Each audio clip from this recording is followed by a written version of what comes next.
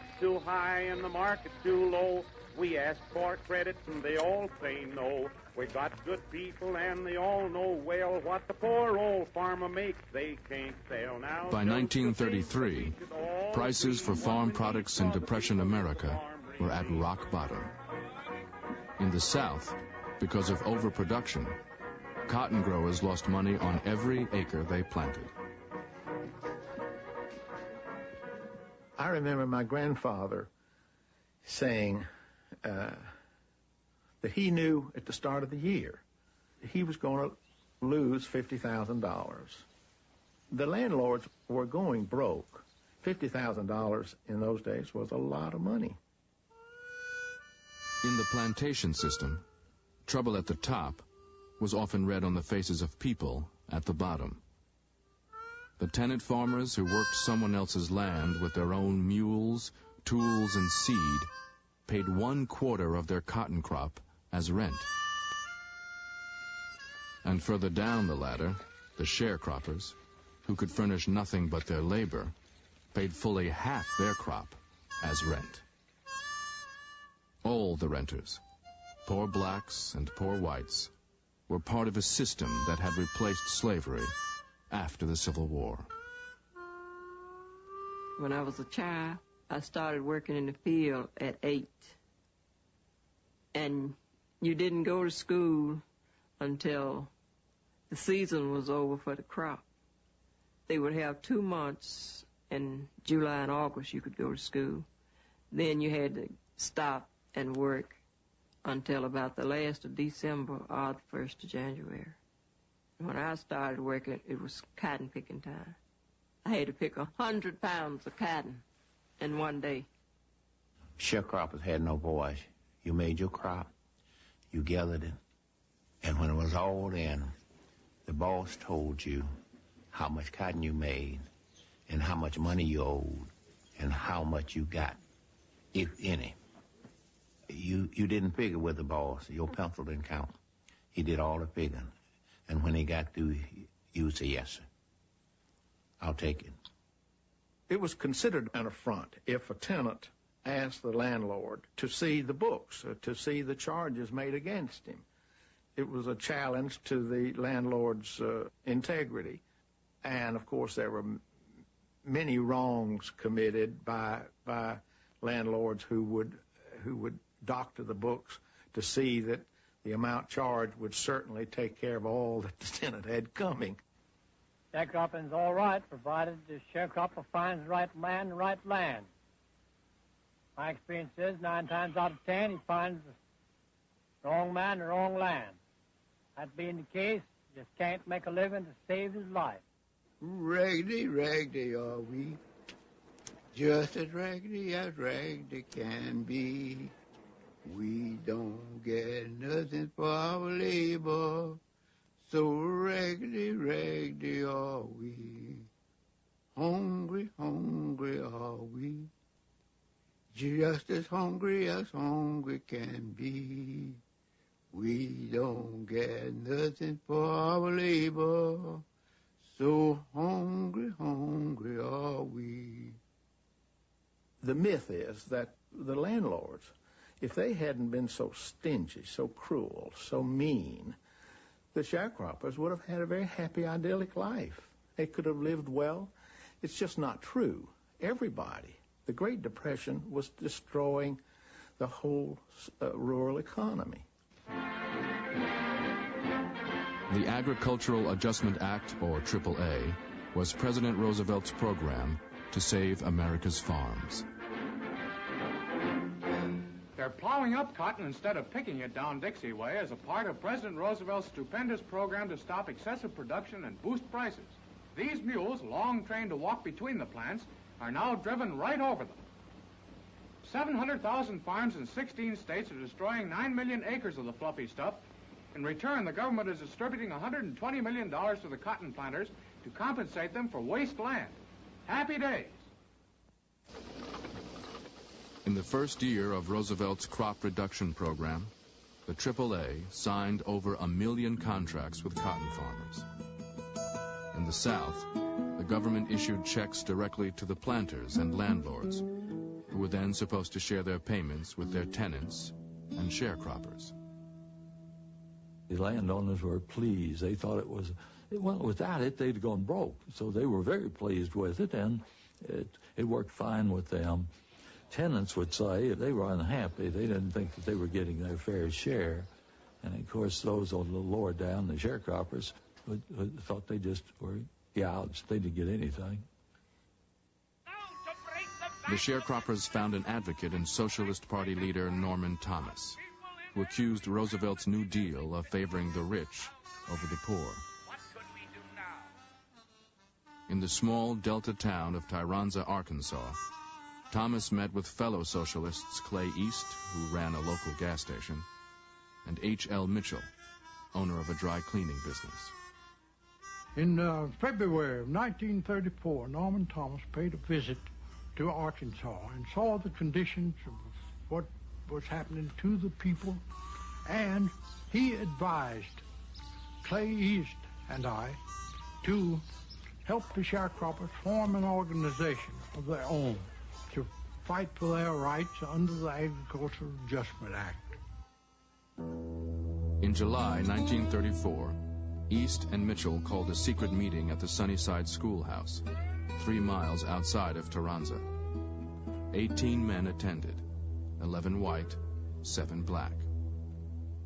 One man, Mitch told me, got up, a white man, who said that he had belonged to the Ku Klux Klan in the past, and that, however, he felt that this was a situation where they were all in this together, and there wasn't any way to get out except together, and he was all for having a union of black and white sharecroppers.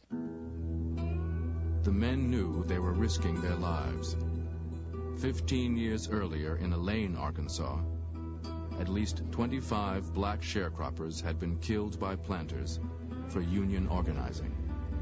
And the idea of blacks and whites in the same union was an affront to Southern tradition, breaking all the rules of racial segregation.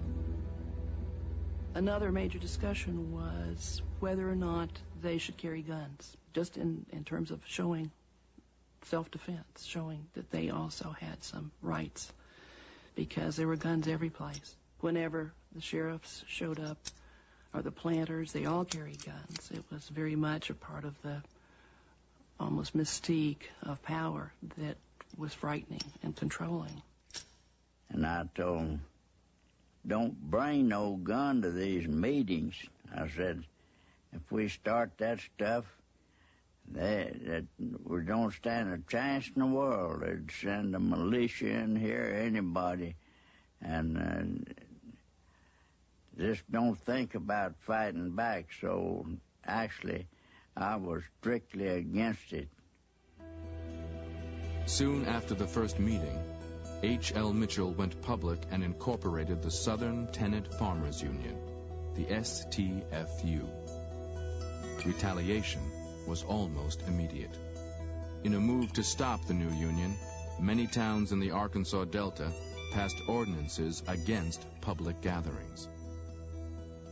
When we met at night, we were so afraid until we had watchmen out.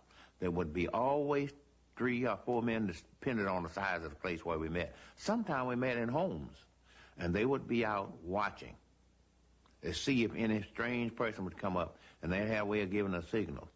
And if they did, we would be having us either Bible study class. If not that, we'd be playing a friendly card game.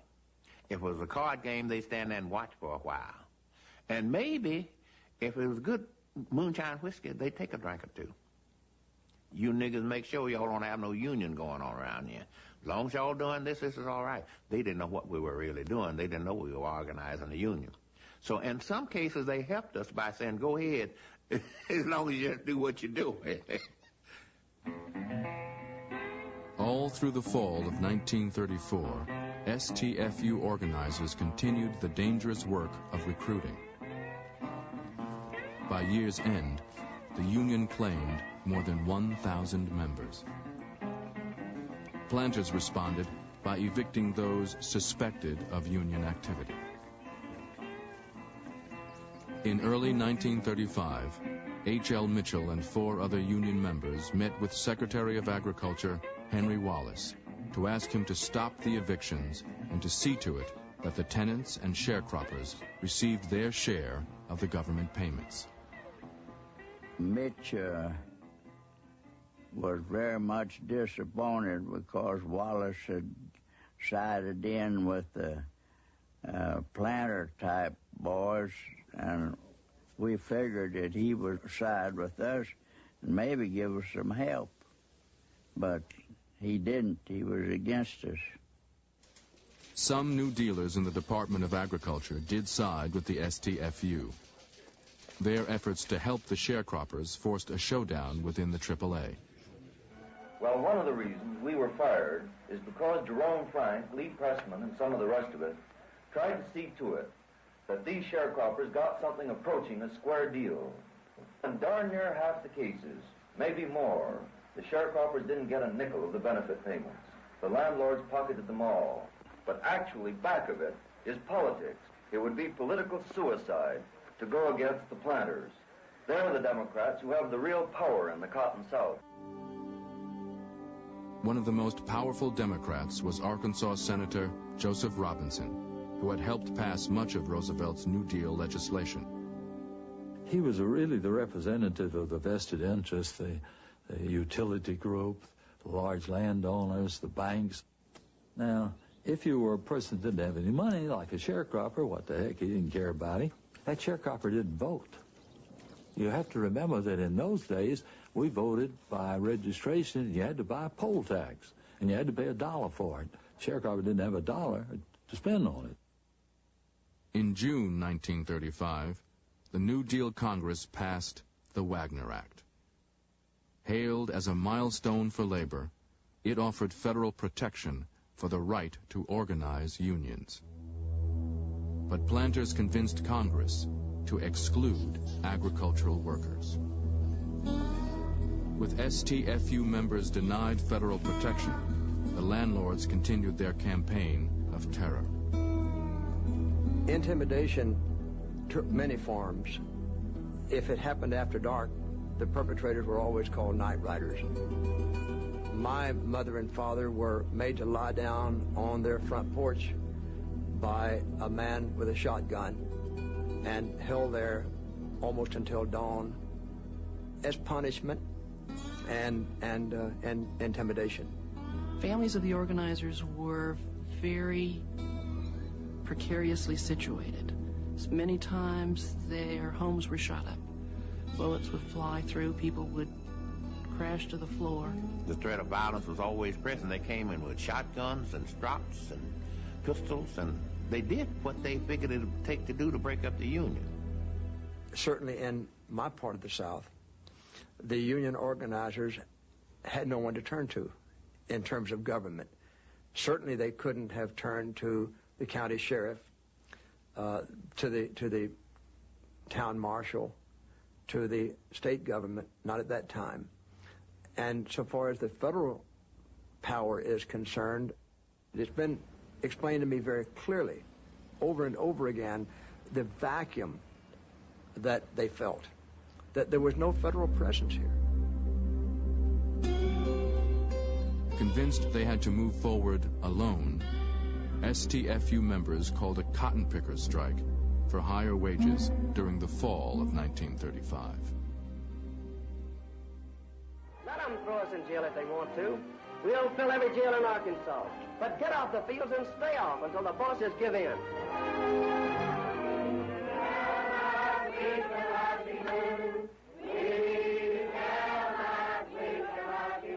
The March of Time decided to make a film and reenact scenes from the strike and other aspects of the union organization. There were some actors, some people who were actually hired to do a few of the scenes. However, there were scenes with real staff members. And let's build the Southern Tenant Farmers Union and make a country worthwhile to live in. To keep workers out of the fields, the STFU started rumors that the union was shooting anyone caught picking cotton during the strike. After 10 days, the landlords gave in and were forced to raise wages. As the news of the STFU victory spread, new union locals opened in Missouri, Mississippi, Texas, and Tennessee. Membership grew to 25,000.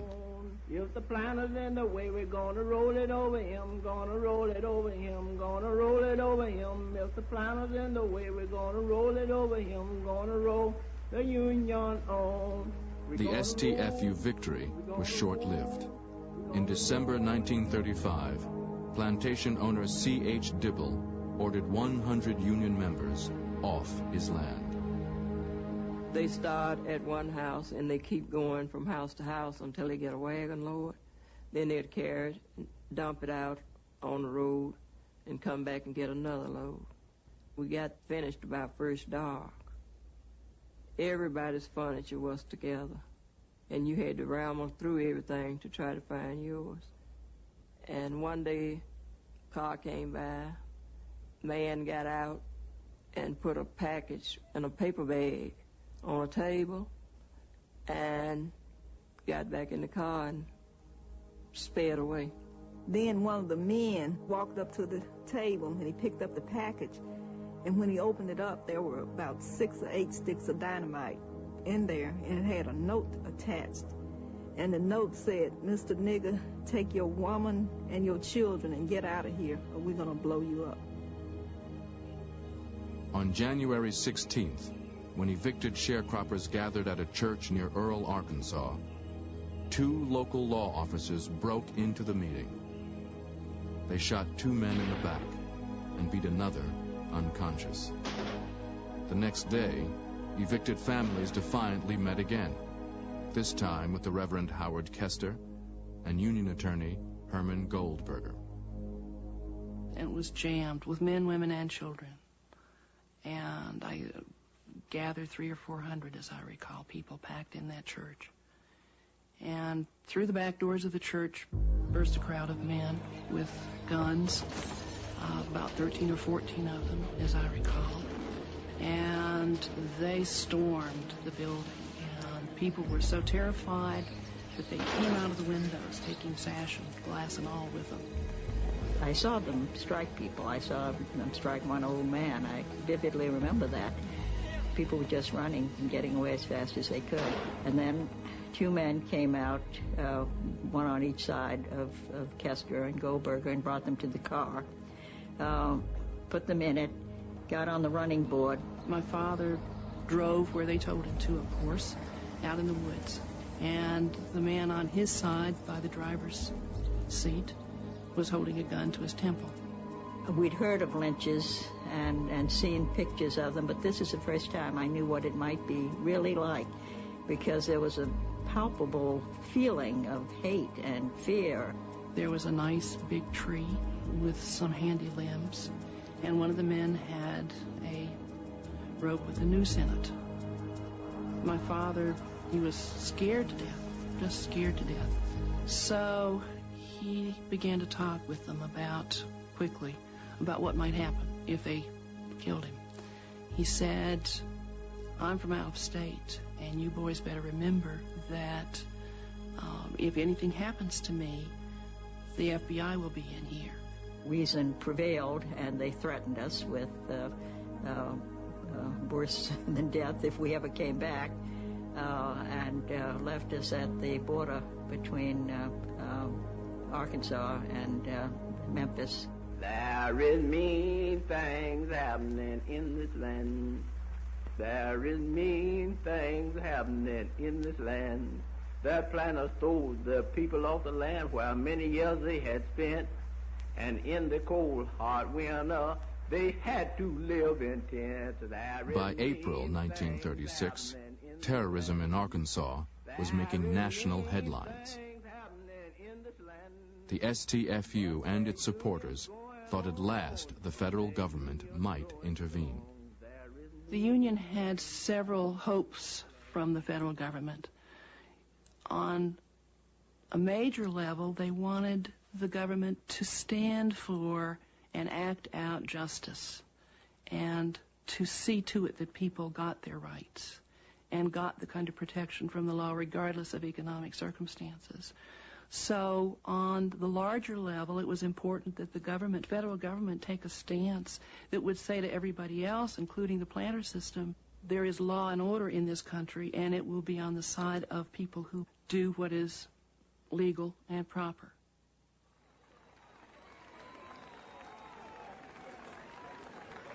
Union members, still under attack, now asked for a meeting with President Roosevelt during his June 10th trip to Little Rock. Governor, if you're proud, my friends of Arkansas, for me this has been a glorious day, and this is a splendid climax. In the past, Roosevelt had privately urged Arkansas leaders to end the violence against the croppers. But on this day, he chose to publicly honor a friend of the planters, the man who was the New Deal's strongest ally in the Senate. No man deserves greater credit for loyal devotion to the great cause of humanity than my old friend and associate, Senator Joseph E. Robinson. The STFU request for a meeting with the president was denied. He came down here and made that speech at Little Rock. Norman Thomas had tried his best to persuade him to espouse the cause of the sharecropper and intending union outfit. He ignored that altogether. His contribution to the welfare of the poor people in Arkansas, the sharecropper, the one that was starving and needed, was just maybe from 1 to 10, possibly he'd registered 2. He really wasn't interested in them. He was interested in where the power was. He was a politician, one of the best we ever had.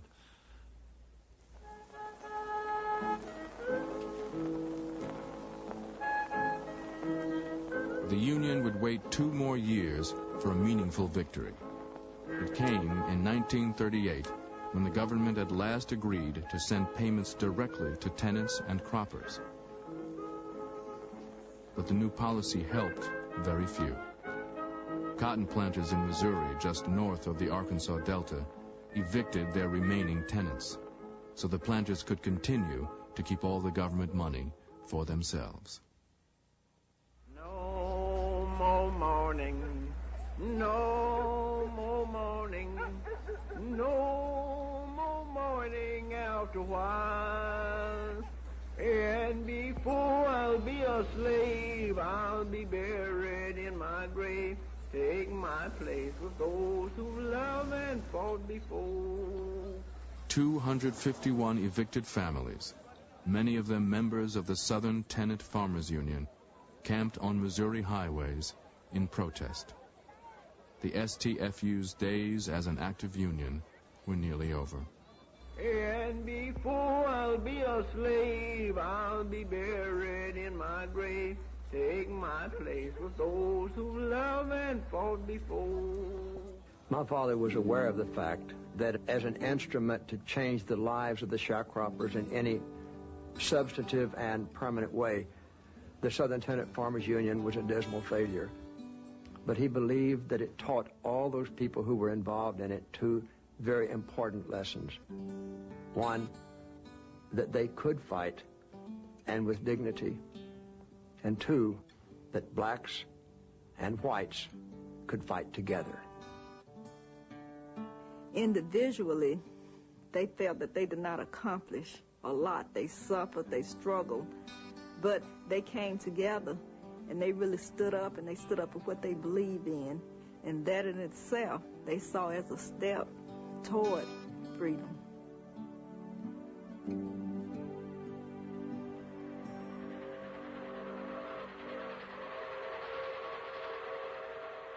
New Deal democracy faced a different kind of test in the steel towns of the North.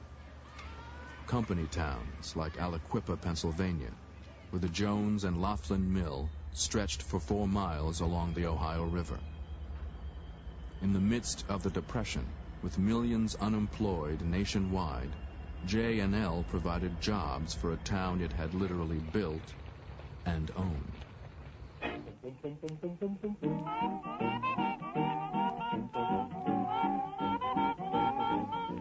work, you save, you worry, so but you can't take your dough when you go, go, go. So keep beating against the berries, the strongest oak must fall.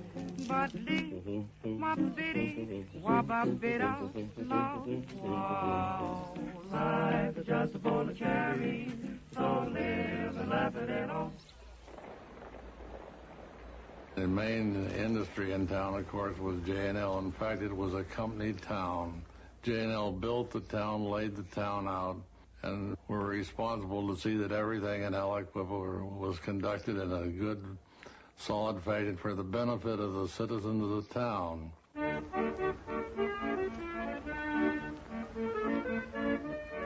Aliquippa people used to pour in from all over the world. Immigrants from Italy, Serbians, Yugoslavians, Irish people, blacks from down south would come up, work in the steel mills. And the town was one of the busiest towns in western Pennsylvania. The town itself was broken up, and you had a segregated place for blacks, a segregated place for Englishmen, for Italians. In other words, the whites were not all together. They were segregated among themselves because there were divisions there. Those areas, no black person ever walked after dark. In fact, you had a hell of a time getting around there during the day.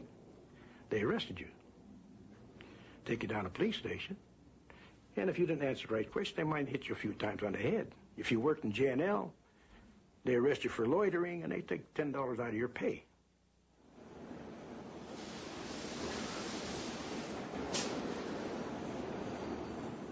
To work at J&L's Aliquippa mill, people had to follow rules established by Tom Girdler, who in the 1920s had been superintendent and later president of the company.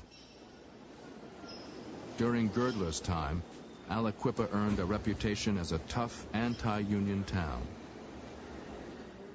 He worked closely with the local Republican Party machine and police to establish what he called a benevolent dictatorship.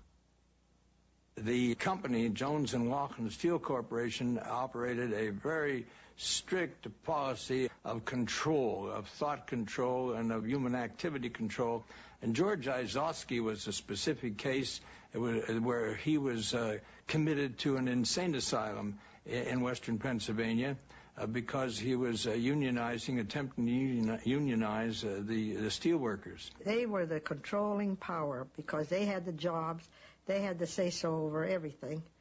And there was nothing that people could do, you know, unless they really wanted to take a chance at losing their jobs. But as long as you followed their rules, which was keep your mouth shut, don't talk against J&L, don't join any unions, you were in good shape.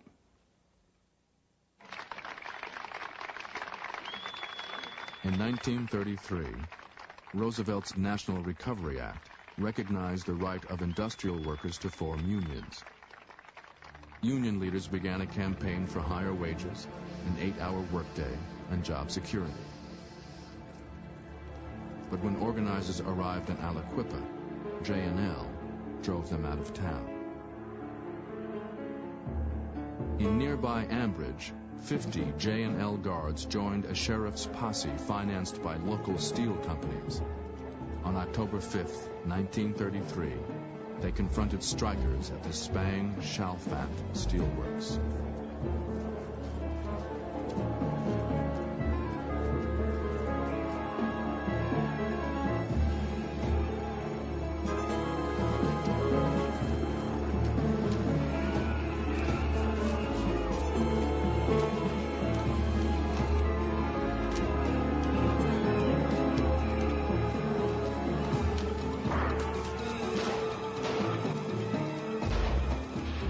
One man was killed, 20 wounded. The NRA had failed to protect workers' rights to organize unions. More than a year later, in an effort to limit strike violence and protect labor, Congress passed the Wagner Act. Although it did not cover farm workers, it promoted collective bargaining in the industrial workplace and gave the National Labor Relations Board the power to stop unfair labor practices by employers.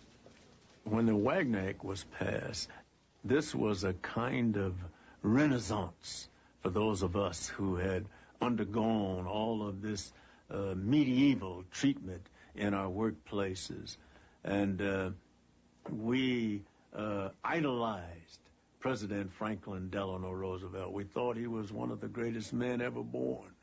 And he renewed our lives, our inspiration, especially in our unions. Many corporate leaders were outraged by the Wagner Act and President Roosevelt. In Aliquippa, J&L defied the new law. The legal struggle would go all the way to the Supreme Court. Tom Girdler, now head of Republic Steel, saw the Wagner Act as a threat to his relationship with his employees. Girdler had built Republic Steel into a profitable powerhouse. He wanted no government interference. Father thought Franklin Roosevelt was a disaster. It was during the Roosevelt years that the adversarial relationship between the unions and the companies was promoted to the greatest extent by the unions and backed by the government. You may say that John L. Lewis, president of the United Mine Workers, saw the Wagner Act as an opportunity to organize all industrial workers, including the millions of factory workers and blacks and immigrants excluded by the American Federation of Labor. Lewis broke with the AFL and formed the Congress of Industrial Organizations, the CIO.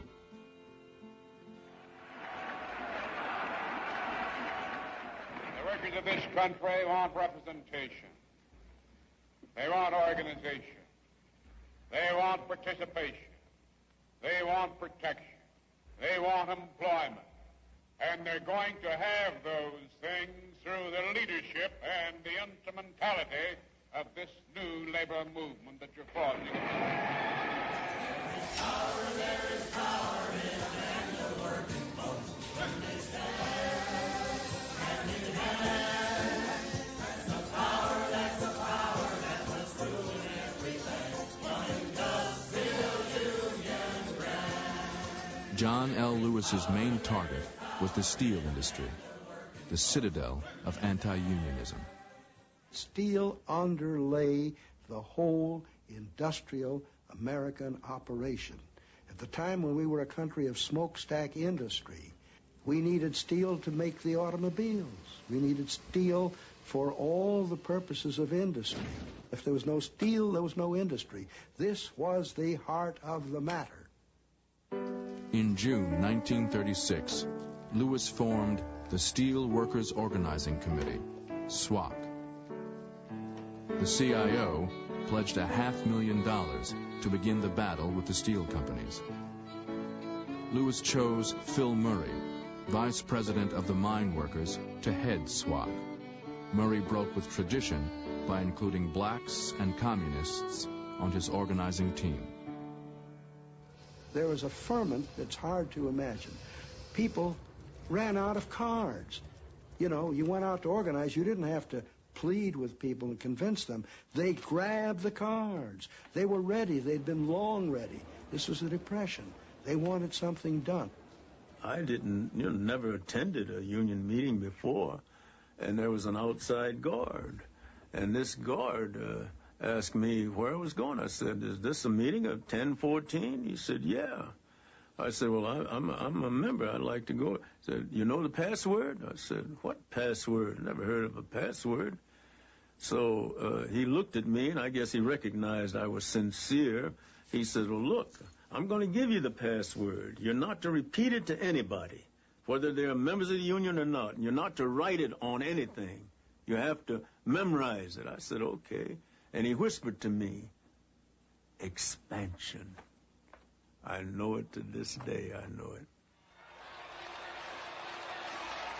In the 1936 presidential election, big business spent heavily to defeat Roosevelt and end the advance of unions. But labor fought back. Unlike the sharecroppers in the South, Union members in the North had the vote. The CIO held hundreds of rallies for the president and registered thousands of new voters. Seeking their support, Roosevelt made labor's enemies his own. That this concentration of economic power in all embracing corporations does not represent private enterprise as we Americans cherish it and propose to foster it.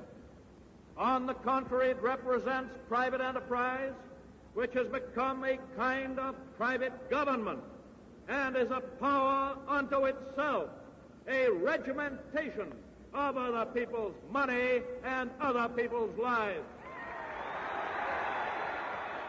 The Roosevelt administration did everything they could to further the interest of the working people. By the working people, I mean the union people, because there was more votes there than there were at any other place else, and I think it was primarily for that reason. 2 months after Roosevelt's landslide victory, John L. Lewis began secret negotiations with Myron Taylor, chairman of America's biggest steel corporation, U.S. Steel. Taylor had watched CIO sit-down strikers win union recognition after stopping production at General Motors. He did not want to risk a production shutdown at U.S. Steel.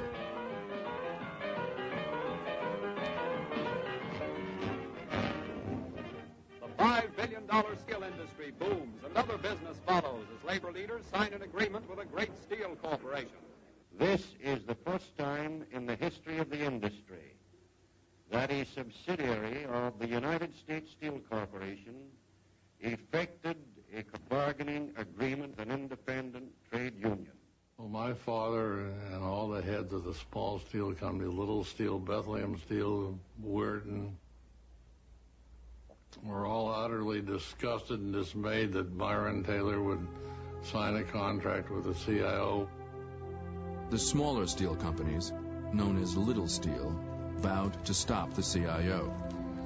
But in April 1937, Little Steel executives were stunned when the Supreme Court ruled against J&L and upheld the Wagner Act. Workers in Little Steel now demanded union contracts. Throughout Little Steel, what they wanted simply was what Big Steel already had.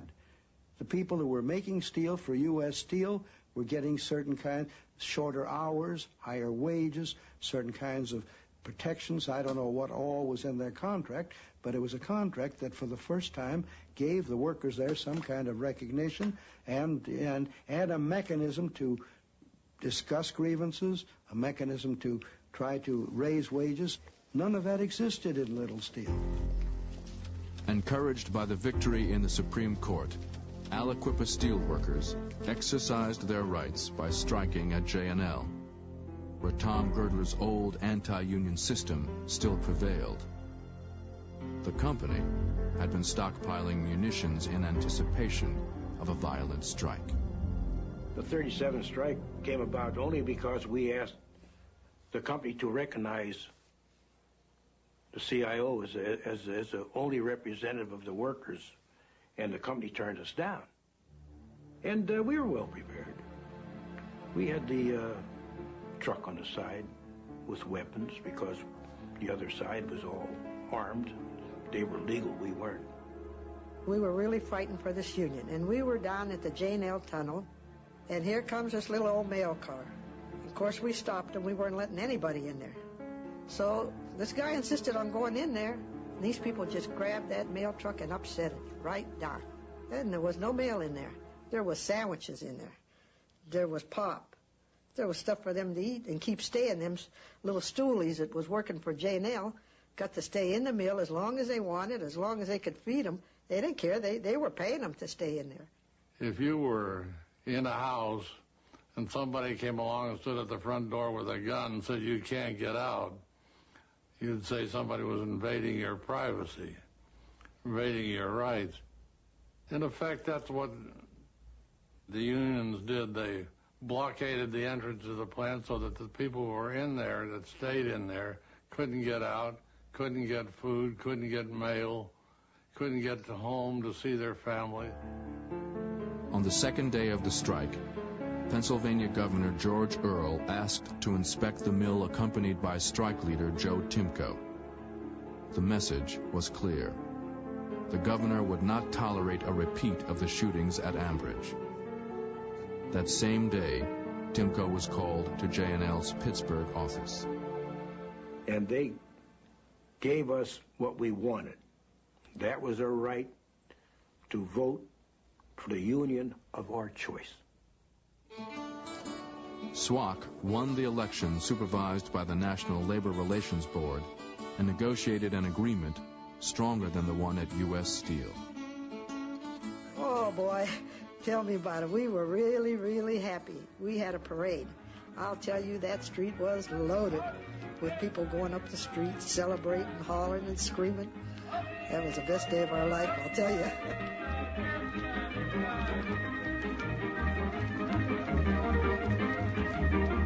SWAC and the steelworkers believed they had finally brought democracy to Aliquippa, and it now seemed that all of Little Steel would fall.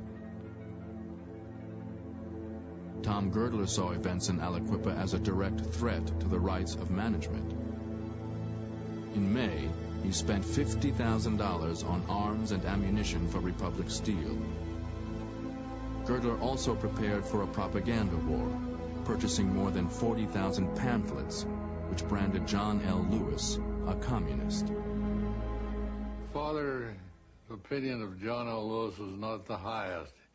In fact, he thought he was a louse. Father said that before he would sign a contract with John L. Lewis, he'd go back to raising apples in Indiana. Philip Murray was just as bad. The Republic cannot and will not enter into a contract, oral or written, with an irresponsible party, and the CIO, as presently constituted, is utterly irresponsible. Therefore, any discussion of this subject is futile. On May 26th, SWAC called a nationwide strike against Little Steel. The next day, Little Steel picked Tom Girdler to lead their anti-union fight. But workers believed that even Girdler could be defeated. In a show of confidence, SWAC called a Memorial Day rally in a field near Girdler's Republic Mill in South Chicago. We came out there and it was a gorgeous day, absolutely a beautiful day. People came out there like a picnic. We're going to support the steel workers and we're going to enjoy a picnic day with our families. And it looked like God shone on that idea. And at the end of whatever little party they had, someone said, look, let's go to the plant and set up a picket line. And they started walking towards the plant. And people were talking and holding hands, and the children were being carried by their fathers on their shoulders. I mean, everybody was singing and joyful and very optimistic, and a feeling that we're going to win this. We're really going to win it. As we came closer to the mill, the walking slowed a bit. Now, I wasn't way up in the front line, but I wasn't very far back either. And what was happening there is that the mill was completely surrounded by cordons of police.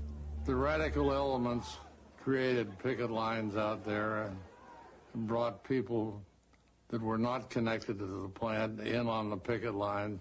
There was rumors around that it was a communist movement oriented. And in that march, the city police were in and protecting the property of the South Chicago plant. One fellow that was out there at the time told me that he was in the line as an observer. But he said there was a picket he talked to that was carrying a sign that said, "Kill Tom Girdler." He said, I asked him, who's Tom Girdler? He said, I don't know, I just was handed this sign. I could see a few objects through the air. I could see some things being thrown. Not much. It wasn't a lot of stuff. Maybe a couple of rocks. I don't know. You could see a couple of things thrown. And then suddenly, it was like the 4th of July. There was a dry, crackling kind of a noise that took me a moment to figure out what it was, and I realized it was gunfire.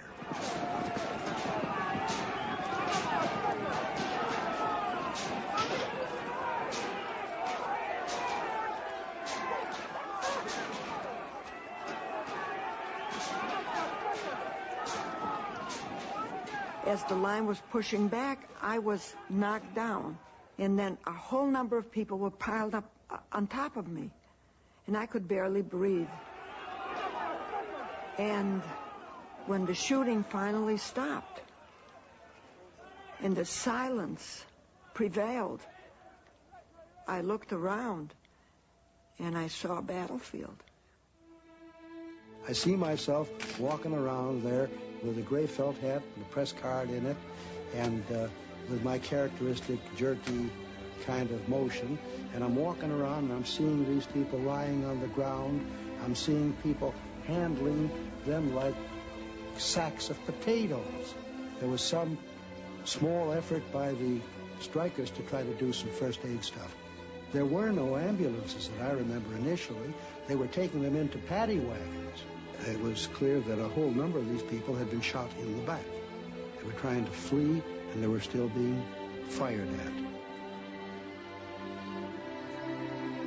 It was unfortunate, unnecessary, and got completely out of hand.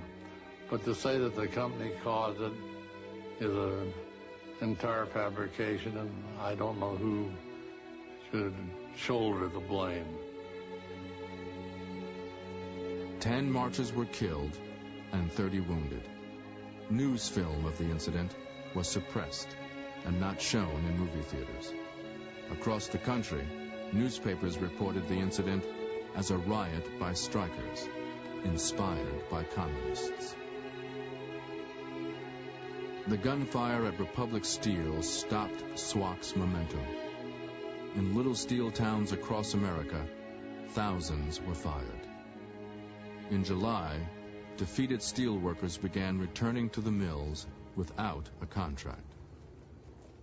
I couldn't believe it because we had been so victorious in auto against the most powerful adversary in the whole country, the symbol of entrenched wealth and power, and to have the steel workers suffer this kind of a bloody defeat and reprisal was sent shockwaves across the whole country. So it was a defeat, but it steeled us in our determination to persevere. Try to sum that up, Senator. In testimony before the La Follette Committee and other congressional investigations, Tom Girdler blamed the Memorial Day shootings on John L. Lewis and communist agitators. Girdler contended that there had been no valid reason for the strike. Plants were running approximately full. The men were making the highest wages they ever made. Were the complaints from the men?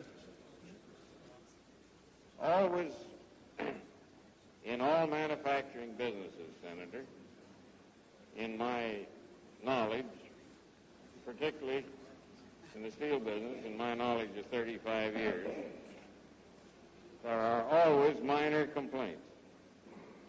There were no basic complaints as to wages, hours, and working conditions. There were minor complaints.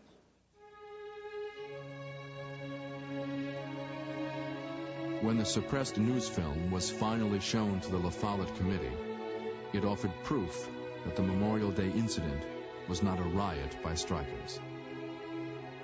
The committee condemned Little Steel for violating the civil liberties of steelworkers. Later, the National Labor Relations Board ordered elections in the mills owned by Little Steel.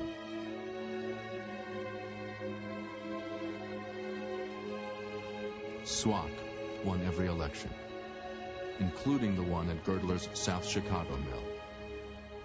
The Steelworkers Organizing Committee, after the Good Old Steel Strike, enlarged its perspective to go into the political activity so that the sheriffs and the judges would be on our side. we got our heads together and elected our friends into public office, you see. As a matter of fact, we would insist that every member of the union vote. We had carpools, pick them up as they come off their jobs, take them to their polling place, let them vote. When they finish voting, take them home. We had to take over the town. We had to take over the county. We had to put ourselves in a position where we elected the sheriffs so they wouldn't break up our picket lines. We had to put ourselves in a position that we could elect judges where they wouldn't serve injunctions against us to stop us from doing the things we had to do, and to force the company, if we had a strike, to give us what we thought was right. For democracy to be understood and meaningful, it has to be a participatory democracy. You have to have a role in it yourself. Now, voting once every 4 years for a president in Washington or every 2 years for a congressman is very important. But it is equally, if not more important, to be able to participate in determining under what circumstances you will sweat it out every day in the shop for 8 or 10 hours and what you'll be paid for it, and when you're too old to work and too young to die, whether you'll have a little something to take care of you. That kind of participatory democracy is equally important because democracy has to stand on 2 feet. One is political, the other is economic. In the years of the Great Depression, the federal government moved to guarantee freedom of speech, of assembly, of association for workers in the industrial North. For disenfranchised Americans in the South, it would be 2 decades before a new movement for civil rights would incorporate the spirit of the Southern Tenant Farmers Union, renewing the fight for full citizenship for all Americans.